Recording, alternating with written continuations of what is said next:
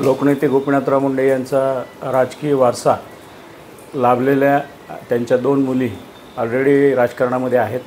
एकीने देशाचं राजकारणामध्ये सक्रिय आहेत, तर दुसऱ्या लोकसभेला 2 वेळेला विक्रमी मताने विजयी झालेले आहेत. तर तिसरी त्यांची कन्या जी आहे अत्यंत उच्च शिक्षित आहे, विदेशामध्ये त्यांचं शिक्षण झालेलं आहे, वकील आहेत त्या स्वतः. त्या जर राजकारणामध्ये आल्या तर भारतीय जनता पार्टीचं जे धोरण आहे त्यामध्ये त्यांचा नक्कीच फायदा होणार आहे. कारण भारतीय जनता पार्टीने युवकांना आणि जास्तीत जास्त उच्च शिक्षित आणि विशेषतः महिलांना संधी या ठिकाणी देत आहेत. तर त्या यशस्वीताई जर राजकारणामध्ये आल्या तर त्याचा नक्कीच भाजपला आणि पक्षाला आणि त्याचबरोबर परळीकरांना त्याचा फायदा होईल. आमच्या यशोताई अर्थात आमच्या साहेबांच्या सर्वात लाडक्या असणाऱ्या यशोताई जर राजकारणात येत असेल तर खूप स्वागतच आहे.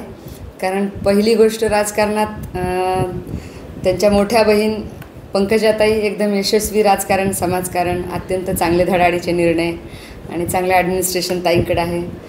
त्यांना अनुभव आणखी प्रीतमताईंचा आहे. रेकॉर्ड ब्रेक मतदानाने निवडून आलेल्या प्रीतमताई आहेत आणि खासदार म्हणून त्यांची कर्तव्याने काम खूप चांगलं राहिलेलं आहे आणि या दोघींचा अनुभव त्यांच्यासोबत असेल. आणि सगळ्यात महत्त्वाचं म्हणजे यशोताई साहेबांच्या खूप लाडक्या होत्या आणि यशोताईसोबत यश आहे असं नेहमी साहेबांना वाटायचं.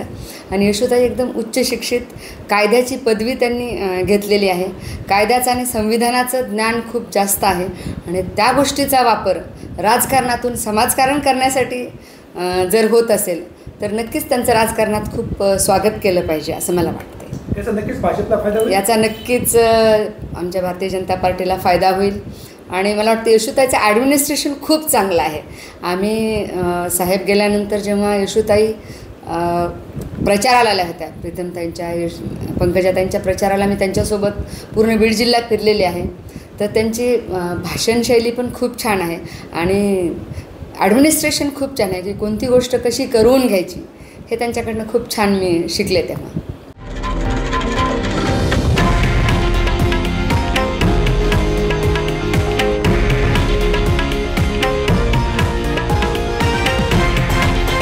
हे आहे देशातील नंबर 1 न्यूज नेटवर्क आणि आपण पाहत आहात TV9 मराठी, एकमेव.